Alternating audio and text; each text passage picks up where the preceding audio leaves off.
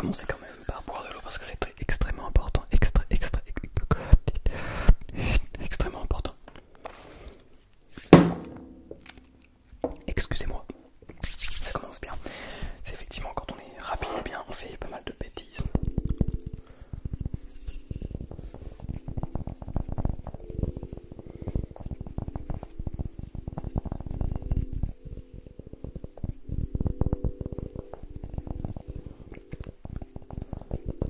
Bon, j'espère que vous allez merveilleusement bien. Ça fait longtemps que je n'ai pas fait une vidéo fast ASMR.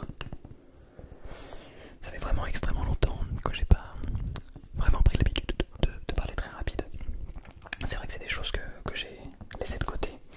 J'ai remarqué depuis quelques temps que je fais un petit peu toujours les mêmes concepts, un petit peu toujours les mêmes vidéos, et j'aimerais bien changer un petit peu, reprendre des anciennes vidéos qui vous avaient plu, qui vous sont plu et qui m'ont plu à faire. Et c'est vrai que le face c'est plutôt rigolo, je trouve, à faire, plus que relaxant en tout cas pour moi. C'est plutôt rigolo et puis ça met dans une bonne ambiance, je trouve. Bref, donc c'est toujours sympa à faire du fast, du rapide. Ça sonne mieux en anglais, hein. Du fast, ASMR.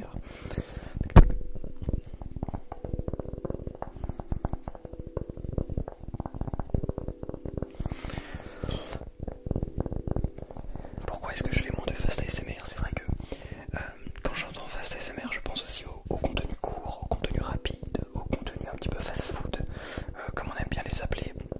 Et c'est du contenu que finalement je trouve pas le plus pertinent dans une démarche de relaxation, de détente, de réelle et profonde détente. Moment de un petit peu hors du temps. Mais finalement ça reste quand même, il faut pas l'oublier, un moment où peut-être on peut ressentir des énormes frissons. Peut-être que quand je vous parle tout près et extrêmement rapidement des microphones, eh bien vous pouvez peut-être ressentir ces petits frissons qu'on vient rechercher dans l'ASMR. On n'oublie pas que le terme d'ASMR reste tout de même de base un frisson et que nous ne sommes pas là forcément pour nous détendre ou nous endormir, on est peut-être là aussi pour ressentir ce fameux frisson, ces fameuses sensations physiques absolument extraordinaires. Et c'est vrai que depuis vraiment plusieurs mois, je pense, j'ai délaissé cet objectif de frisson pour me concentrer beaucoup plus sur la détente qu'il y a autour de l'ASMR, chose qui n'est pas forcément ce pourquoi j'avais commencé l'ASMR. Enfin, bref, après les choses évoluent, il n'y a absolument aucun souci là-dessus, mais c'est vrai que je pense que ça peut être une bonne idée de venir rechercher encore autre chose. Bref, j'ai donc pris quelques petites rigueurs que je vais essayer de faire là-dedans que de vous parler. Bon, c'est vrai que je vais pas vous mentir, en ce moment je suis dans une période un peu de rush. En fait, je suis sur la dernière ligne droite de mon concours d'entrée dans l'établissement que je cherche à rentrer. Et c'est vraiment une période où il y a pas mal de stress. Il faut beaucoup travailler, mais aussi bien dormir, aussi continuer à faire du sport. Et c'est un petit peu un mélange de tout ça. Et il y a toujours cette sensation quand on ne travaille pas de se dire ah mais en fait là il faudrait bosser, il faudrait préparer le concours encore plus. Mais il y a aussi ces moments où on se dit bah là il faut absolument que je dorme. Et puis des fois on n'arrive pas à dormir. Et puis là il faut absolument faire du sport et puis on n'arrive pas. Et puis on n'a pas de motivation. Et puis en fait c'est des périodes. Enfin je trouve que c'est une période vraiment pas simple. Parce que c'est un concours et c'est un concours où il y a une seule place. Donc c'est vraiment pas évident de se dire de se voir en fait sur le moment, parce que bon, on sait jamais ce qui peut arriver. Une seule place c'est très vite pris. C'est très vite pris. Bref, voilà. Donc c'est un petit peu une période où j'ai moins de créativité je pense au niveau de l'ASMR. Alors que bon c'est pas une excuse, hein. Ça devrait pas être un frein. Mais c'est vrai que c'est un petit peu plus compliqué pour faire des vidéos d'autres qualités, enfin de meilleure qualité, en tout cas des concepts différents. Mais bref, mais c'est pas une excuse en effet, ça n'empêche pas qu'il faudrait quand même que je continue à vous proposer du contenu de qualité,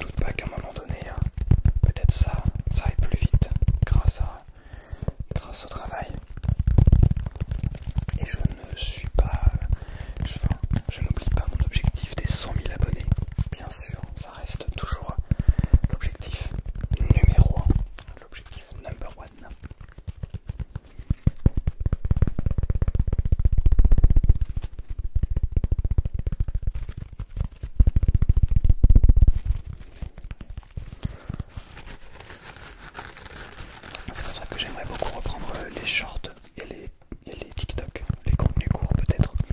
Je sais que c'est pas du contenu que j'apprécie forcément énormément, mais c'est du contenu qui, bon an mal an, finit par apporter quand même son lot de positifs. Pas mal d'abonnés je crois, et pas mal de vues aussi. Mais bon, je ne sais pas, on va bien voir comment les choses vont évoluer. En tout cas, c'est pas la priorité, c'est pas ma priorité actuelle. Je vais avant tout me concentrer sur le concours.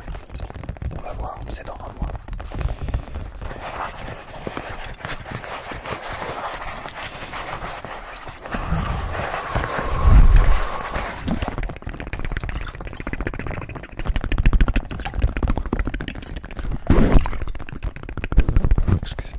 Excusez-moi.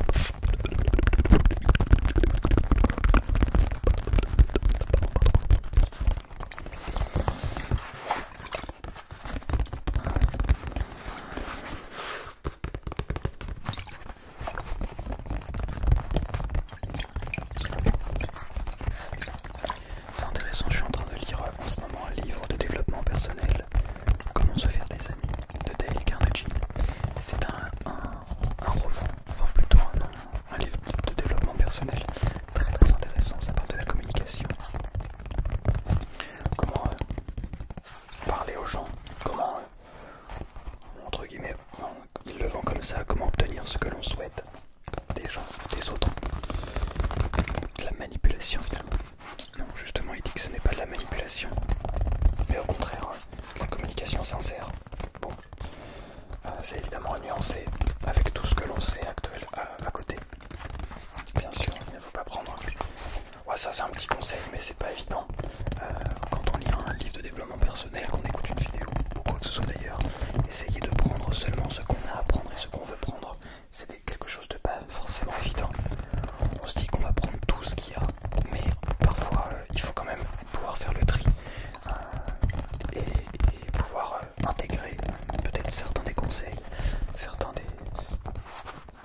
des choses vraiment dans la vie dans notre vie à nous, et pas forcément copier-coller tout ce qui est dit dans ce genre de livre, dans ce genre de vidéo, etc. Toujours des choses pas évidentes et prendre du recul sur absolument tout ce qu'on voit, ce qu'on entend. C'est jamais chose aisée.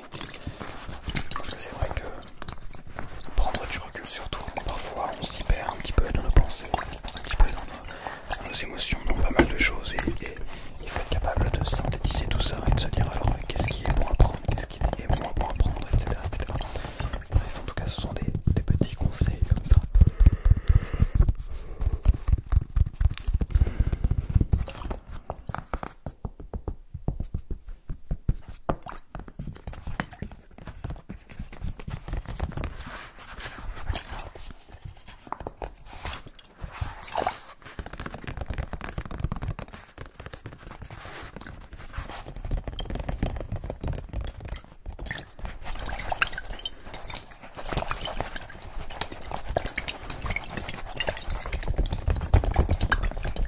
Ce sont jamais des choses évidentes.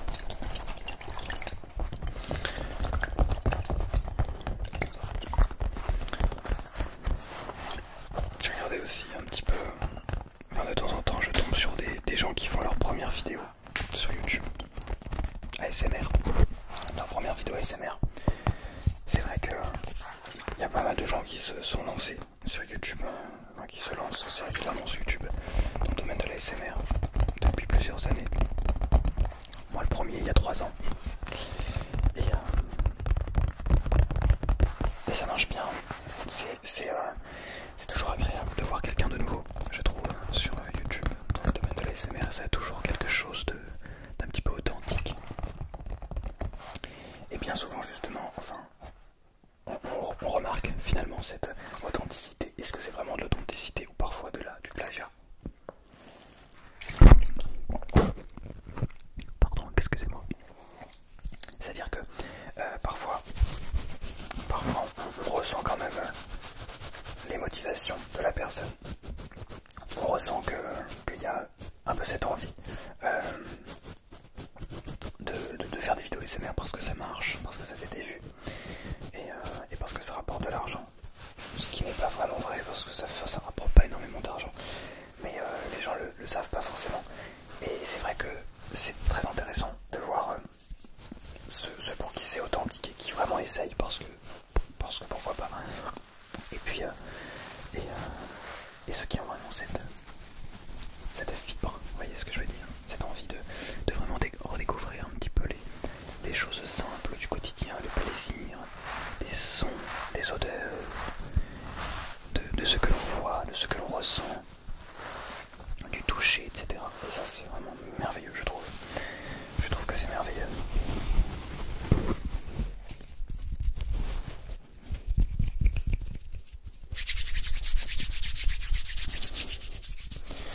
Et c'est d'ailleurs aussi une des problématiques qu'il faut réussir à retrouver pour quelqu'un qui fait de l'ASMR depuis plusieurs années, du contenu ASMR en tout cas, c'est d'essayer de retrouver cette authenticité, de ne pas perdre ce pourquoi on fait ça, de ne pas se noyer dans la masse de contenu, dans la création et de vraiment essayer de se recentrer, de se redemander pourquoi est-ce que l'on fait ça, pourquoi est-ce que profondément on a envie de créer du contenu autour de ce domaine.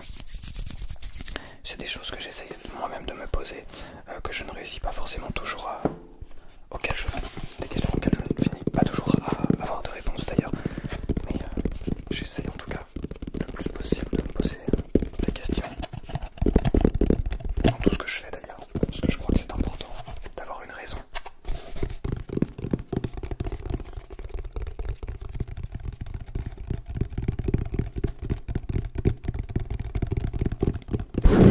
Oula, excusez-moi. Alors avoir une raison, ça veut pas forcément dire qu'il faut absolument retrouver une raison rationnelle, absolument tout ce que l'on fait, c'est pas ce que je veux dire. Mais plutôt trouver un sens, un objectif, un pourquoi. Quel est mon sens profond de tout ça?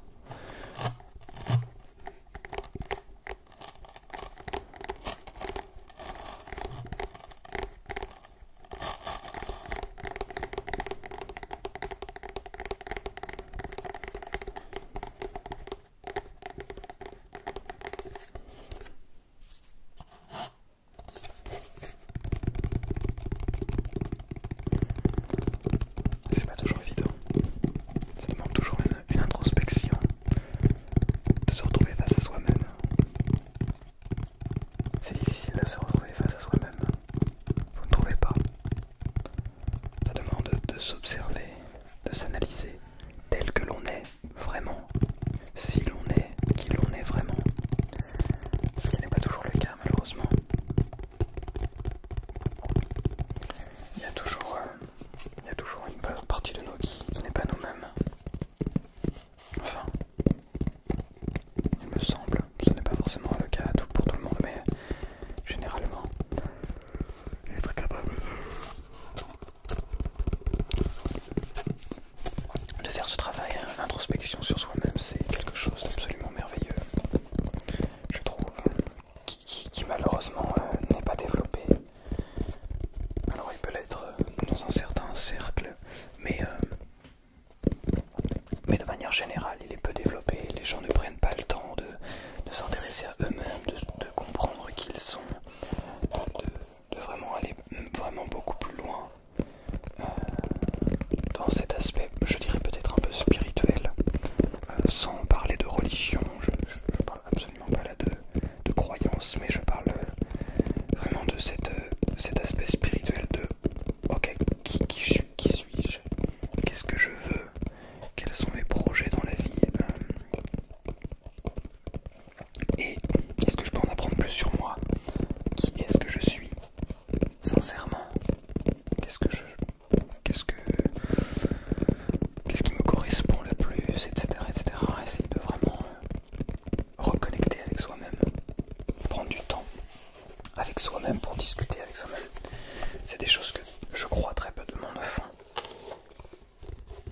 Beaucoup de gens disent le faire, mais le faire réellement, prendre vraiment ce temps-là, c'est difficile, ça demande beaucoup de temps, ça demande aussi peut-être un peu de courage parce que on sait qu'on va découvrir des choses de nous, on sait que ça va pas être facile, c'est même extrêmement douloureux, honnêtement, pour certains points, c'est très douloureux, ça fait très mal de se reconnecter à soi-même, de comprendre pourquoi parfois on agit de telle ou telle manière, de comprendre comment on réfléchit, comment on pense, comment on voit les gens, comment est-ce qu'on se voit soi, comment est-ce que tout ça, se poser de réelles questions, essayer d'avancer le plus possible dans la compréhension de soi-même. C'est des choses qui sont peut-être un peu abstraites, mais qui, par la force des choses, bon an mal an, deviennent relativement concrètes. Alors, je crois qu'il est de notre devoir d'humain de se poser ce genre de questions sans partir dans la psychiatrie, mais vraiment juste de simples questions existentielles. Encore une fois, sans avoir pour objectif de trouver absolument la réponse